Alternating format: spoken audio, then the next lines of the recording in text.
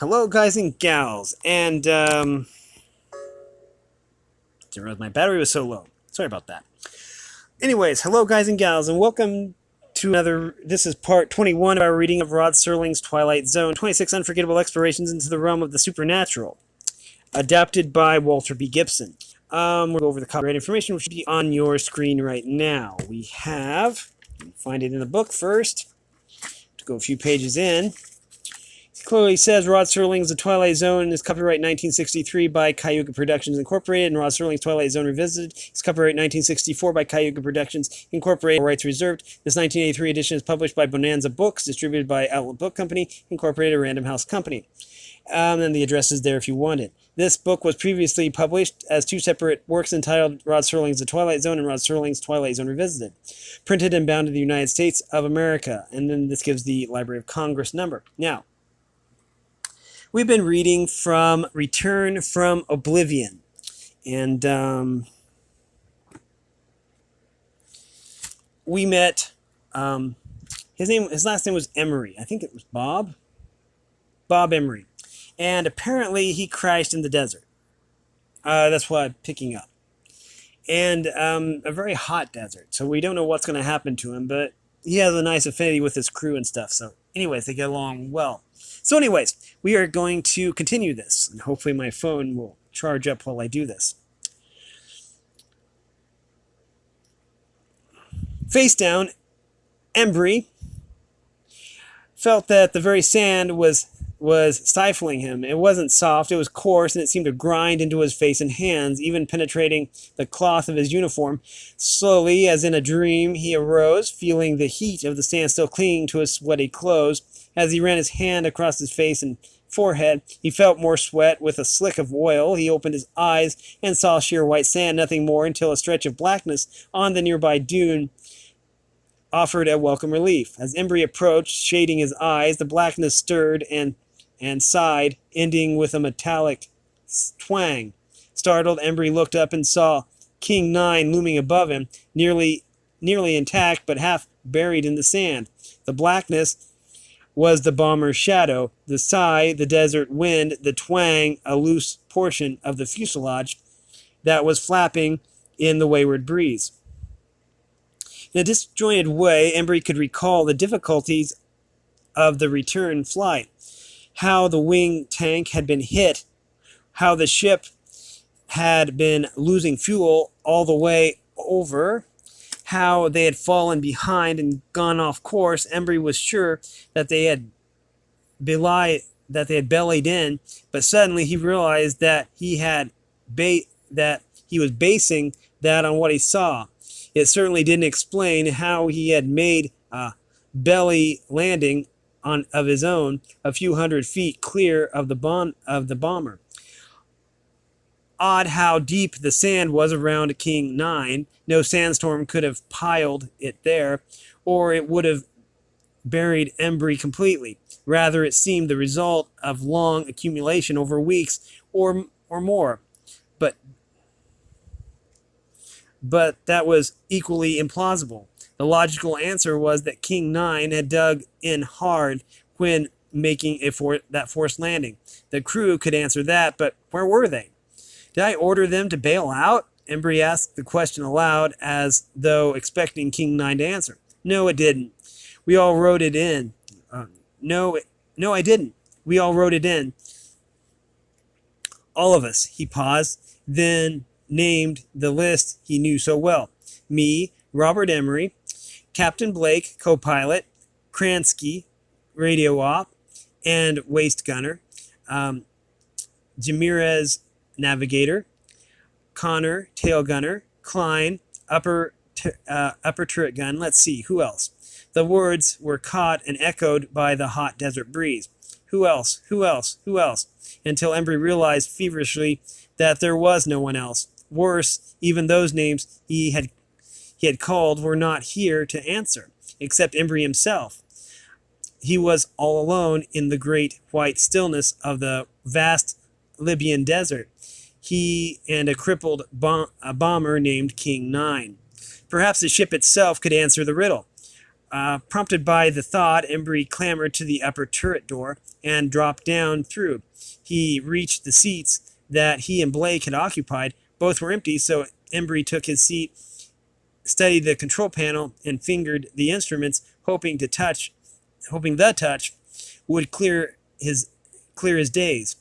An officer's cap was hanging on the stick, but it wasn't Embry's. Inside it read, Blake, Gerald S., First Lieutenant USAF. USAF. Embry turned to the tail of the plane and called, Blake. The only answer was the whine of the wind through a shattered window, followed by the clank, clank, clank of a pair of earphones dangling at the radio operator's seat. Now Embry shouted, Kransky, but again there was no answer, so he started to slow walk through the length of the plane, calling for the others. Jimenez, Connor, Klein, all to no avail. At last Embry saw those parachutes hanging on... At least Embry saw their parachutes hanging on hooks, unused. That confirmed his belief that the plane had bellied in and that he had been thrown clear and probably had been knocked out for hours. But the crew hadn't jumped. They weren't dead in the plane, so they must have left it and started walking. If so, why hadn't they taken him along? While Embry pondered over that, he thought he caught the faint sound of a distant radio signal. He sprang to the operator's seat, grabbing one earphone and listening. While he flicked the switches and finally snatched up a hand mic tensely but effectively, Embry announced, Mayday, Mayday, this is King 9 calling Firefly. King 9 calling Firefly. Pancaked in desert, 1 hour, 30 minutes from last checkpoint, bearing 290 degrees. Area, flat and sandy, low hills to the north, no other distinguishing landmarks, no sign of crew. Mayday, Mayday, King 9 to Firefly, come in please. No response, the radio was dead. Perhaps a feeble crackle had only been in his imagination, but he wasn't imagining his responsibility. He was still captain of this aircraft, and it was his job to see his crew through to safety, if he could only find them first. Embry clambered down the plane and climbed a sand dune, shielding his eyes from the blinding sun as he surveyed the desolate but irregular horizon. Nothing was in sight, so Embry started back towards the plane, only to stumble on an object buried in the sand. He picked it up, shook it, a canteen with water inside. It was marked with the name of Sergeant Klein. Embry heard himself laughing aloud, but without a trace of mirth. Klein, you stupid idiot, you dropped your canteen here, you crazy Bronx cowboy. You're in the desert. You'll need water. The only thing now was to find Klein and the others, whichever way they had gone. Almost aimlessly, Embry started plodding across the dunes, carrying Klein's canteen and talking aloud in a rambling tone. Some crew I've got, some idiot crew, they run around dropping canteens full of water. So I've got to nursemaid them. As Embry moved along, he raised his voice to a shout. Hey crew, where are you? I'm responsible for you guys. Or wouldn't you know? You're giving me some bum action. Embry tramped along silently, then through the vast hush of the timeless desert. He wanted to drink from the canteen, but wouldn't. He was saving the water for Klein, who would need it more. That brought Embry's mind back to his immediate mission. Again he shouted, King 9 crew, this is your captain here. Come home to Papa. I've got to look after you guys. Where did you all go? Please, fellas. Where are you? No more hide and seek. I'm responsible. Embry cut off as a metallic clank sounded. Different, louder than the flapping from the plane's fuselage, which was far, far behind him now. The sound was ahead, dead ahead, for Embry suddenly stumbled on the cause. It was a flak helmet hanging on an upright strip of metal, clanking in the wind. On the improvised marker, Embry read the simple painted wording, Tech Sergeant William F. Klein. Rest in peace. Klein, I'm sorry, choked Embry. You must be the one who didn't survive that crash. Only the crew would have buried you here. Rest in peace, kid. Then came a sound from above, sharper than the desert wind, higher, louder, until it filled the whole sky. Embry stared upward, bewildered by the sight of three streaking planes and swept back wings, leaving long vapor trails behind them as they sped towards the horizon. What kind of planes are those? Embry asked himself. I've never seen planes like that before. I'm not even sure. I've never seen any jets. He cut off the word jets and stared in new amazement. Jet aircraft, he repeated. How can I know about jet aircraft here in Africa in 1943? There's no such thing as jet aircraft. Not yet, but I know about them. F-106s, F-105s, B-58s, but where are they from? What are they doing here in World War II? Embry lowered his gaze again and gasped in astonishment. He was no longer alone. He was surrounded by faces here at Klein's grave. Faces of men he knew, his lost crew. He was calling their names in the order that he saw them as he turned his head. Cransley, Connor, Blake, Jimenez. All were studying Embry solemnly, anxiously, like figures from a dream. Then beyond them, Embry saw another face floating against the background, of white sand, a face with a bloody gash across the forehead. Embry screamed in final recognition. Klein! Embry was on his feet, clutching for the phantom figure. Solid hands grabbed him, and he saw faces around him, but no longer recognized them as his crew. Then suddenly, Embry collapsed, but not on soft sand. Instead, he hit solid planking. Where his senses returned, he was delirious. It was many hours later at the South Shore Hospital on Long Island. The switchboard operator rang the head psychiatrist's office and said, "We have your call from Washington, Dr. Grantland." Dr. Grantland, an elderly, methodical man, was keenly interested in the detailed report that came directly from the Pentagon. He stepped to the outer office and spoke to a middle-aged man whose tanned face showed deep concern. "You are Mr. Morton, the friend who brought Robert Emery here?" "That's right, Doctor." Don Morton nodded. I've only known Bob for a few months. We met on a fishing boat off Montauk, and we've made trips together ever since. Like most folks who fish, we don't talk much. Coming on into shore, though, he always says, "Blue sky and white sand," as if it was on his mind. He said that today. When you came in on the boat? Yes, but nobody paid any attention. The news was coming over the radio about them finding a bombing plane in Africa that had been lost in the desert nearly 20 years ago. Then Emery was suddenly shouting wild-like. We just got him quiet when some jets flew over, and that started him off again. He was yelling for friends of his, calling us by their names. Can you remember any of the names? Yes, he called me Connors. Another fellow was Blake, and Jimenez, and Cransley, and Klein. Yes, all those. Klein was the last one. By then, Emery wasn't looking at us, but he was pointing over the side as if he saw a face in space. "You've helped us greatly, Mr. Morton," Dr. Grantland said, "and you've helped your friend Emery even more." None of those names were mentioned in the radio report, but Emery was captain of that B-25, and they were his crew. But how could he have gone on that flight with them? He didn't. He was taken down with a fever the night before.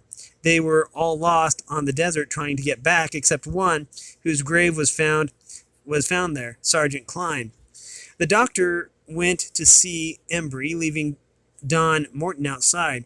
The patient had improved and was sitting up, but his voice carried a challenge. "Don't tell me I wasn't there, Doctor. I saw King 9. I know that you saw your plane in the desert. And there was something else that I found there. I know what you found, Klein's grave. Embry looked up, his face pleased. He had found someone who would believe him. Excuse me. His strained expression faded as he confided. For years, Doctor, I believed I was on that flight, or made believe. I wanted to think that I was there. Suddenly, I heard that they had found King 9. Then I was there, as you say, except I never really did go on that flight, but today I did go back there. I'm sure I did. Yes, you went back in your mind. Now you know what happened that you were and that you were in no way to blame. They did the best they could, just as if you had been in command. You're going to be all right. So get some sleep now. Embry leaned back, closed his eyes, and spoke earnestly. I told the crew I'd take them fishing someday. That's what I was doing, fishing, when the word came, fishing and trying to forget that I hadn't been there. Then I was there, lying in all that sand, struggling through it, as they did until I found Klein's grave. Then I saw the faces of the crew, and when Klein's face joined them, I knew they were all gone. I'd have taken it easier if those jets hadn't come over. There were no jets back then, so that snapped me out of it. Took me away from the past too soon. Embry's voice trailed dreamily. Dr. Grantland left the room and spoke to Don Morton, who was waiting in the corridor and had heard the conversation. Embry has been living a strange guilt for 20 years, the doctor declared, all due to the uncertainty of what really happened. Now that is over. He will soon go fishing with you again. A nurse came down the corridor bringing Embry's fishing clothes, which he had left in the examining room. The doctor gestured to a bench. Put the clothes there, nurse, he ordered. I don't want the patient disturbed. I'm going into his room shortly. I'll see if he is asleep, so I'll take them in then. Embry's shoes were on top of the pile and overbalancing Embry's shoes were on top of the pile and overbalanced it as the nurse placed the clothes on a narrow bench. As she quickly caught the pile, sand trickled from every fold and pocket, and when the nurse tipped the shoes, more sand poured out, adding to the sizable white heap. Dr. Grantland turned to Morton. How did you get Embry across the beach? Did you drag him? We didn't come in on the beach, replied Morton in an odd tone. We went out from the pier and docked there. When we came back from there. Oh, wait. Sorry. We didn't come on the beach, replied Morton in an odd tone. We went out from the pier and docked there. When we came back from there, we took Bob straight to my car. I wouldn't know where all that sand came from. Nor would I, said Dr. Grantland. Goodbye, Mr. Morton. But from the warmth of their parting handshake and the whiteness of the sand itself, Don Morton somehow knew that both he and Dr. Grantland had one place in mind, the Libyan desert. For where else could that sand have come from? Okay, and that does it for Return from Oblivion. Now, we have The House on the Square. Let's see how much time we have for that. Plenty. The House on the Square. As a team of ghost hunters, Bruce Bartlow and Jeff Shelby were top flight. They had fun and profited from their pastime profession, which began while both were students in an Eastern college. During a summer vacation, they visited an old Black Swan Tavern.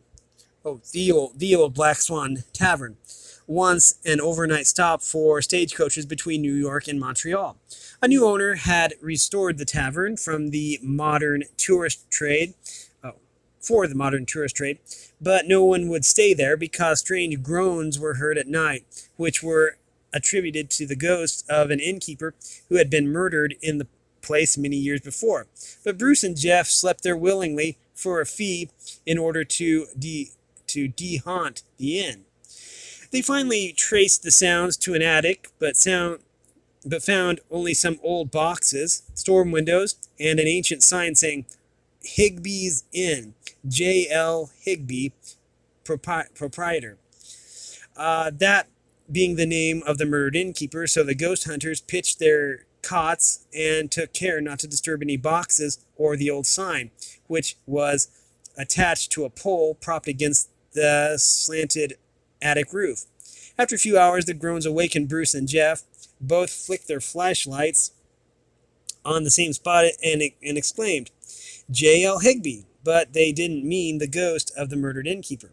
They meant the sign that bore his name. Its pole had once extended above the tavern door, so the sign was attached by hinges.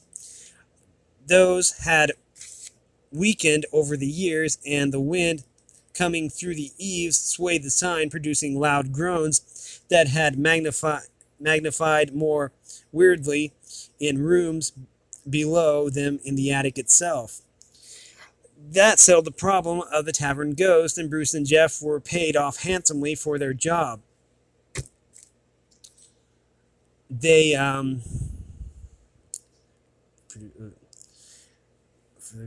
They debunked some more haunts that summer, but they cracked a still bigger riddle the next season. That was when they investigated a decrepit mansion where a mysterious pool of blood appeared at intervals in a corner of a living room where one man had shot another to death during an argument over a gambling debt. The ghost hunters were shown the room by a caretaker who pointed out the exact spot where the strange pool appeared. He had photographs to prove it was no illusion. The pool measured 18 inches across, and it was always at least a foot away from the corner of the room. You never know when you'll find it, declared the caretaker. One bright morning you walk in and there it is, always in dry weather. What happens the night before? Asked Bruce. Do people hear strange sounds? Not to my knowledge, replied the caretaker. All they saw was the blood, and that was enough. They walked out real scared. We won't walk out, promised Bruce. No ghost can fool us. They watched the corner of the room steadily for 1 week. It rained on the third and fourth nights, then cleared. The fifth night was uneventful, but on the sixth night, Bruce said to Jeff, Look there. A slow trickle was emerging from beneath the baseboard of the wall, gradually forming a reddish pool. They watched it for the next few hours, taking photographs in progress. It finally lessened, leaving a 1-foot space between the wall and the pool. Bruce studied the track, and the trickle had followed, discovering some damp, paper-thin flakes. These are fragments of dried leaves, he declared. They must have blown in through some opening up near the roof and then worked down inside the wall. And the rain of a few days ago must have come down through too, added Jeff. But the leaves kept absorbing it until they became oversaturated. Then the water began to trickle down and out. Let's get a carpenter's level and check the door, suggested Bruce. I'll bet we find a depression here too slight for the eye to detect.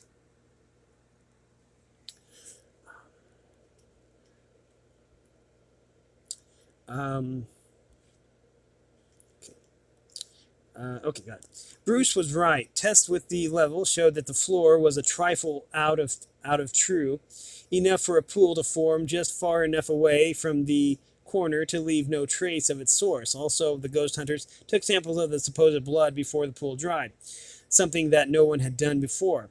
A chemical analysis showed that the ruddy hue was due to decayed vegetable matter, specifically dried leaves. Summer after summer, the two ghost hunters pursued their intriguing profession with more and more triumphs to their credit. Some of these proved to be surprisingly simple, almost ludicrously so. There was the case of an old house in New York's Greenwich Village, where the basement and ground floor had been made into a duplex apartment with a huge living room in it, with an old-fashioned chandelier suspended by a long chain from the ceiling. On nights when dinner parties were held, the chandelier was seen to sway while lighted candles flickered on the table just below.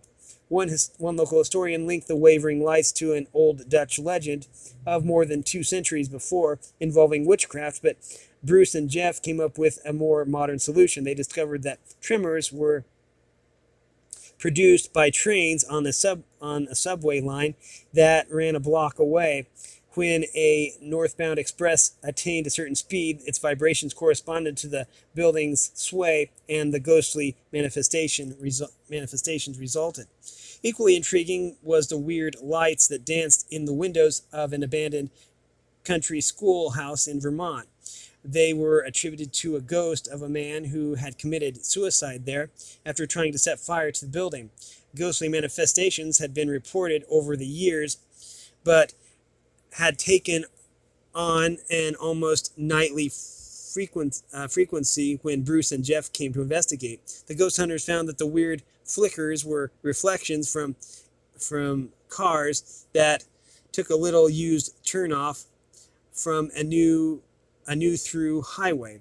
Only cars that were using their bright lights could produce them. Other cars went by unnoticed due to a high intervening embankment. There was an element of danger in some of these investigations, particularly when the two friends were searching old quarries or roaming swamps and woodlands where snakes and wild animals might be encountered. Nor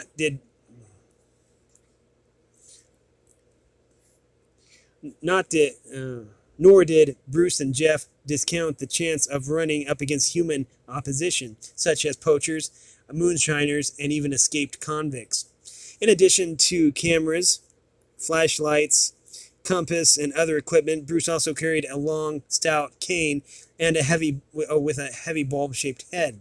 The stick, which his uncle had brought back from the Orient, was known as Penang Lawyer, because in the settlement of Penang, the only way to win an argument was with the use of a heavy cudgel, preferably of that type. Jeff, who was a good pistol shot, also carried a .32 automatic for emergencies. Okay. We've been reading from Rod Serling's Twilight Zone, specifically The House on the Square. Was that what it was called? Let me see. The House on the Square. And we finished off the Return from Oblivion. So anyways, we have been reading from this book, Rod Serling's Twilight Zone, 26 Unforgettable Explorations into the Realm of the Supernatural. That is adapted by Walter B. Gibson. So if you like this content, make sure you like and subscribe, ring the bell so you know when I upload. Also, want to support me in any way. If you want to join the Discord server, all the information will be in the description below. And as always, thanks for watching, everyone, and have a great day.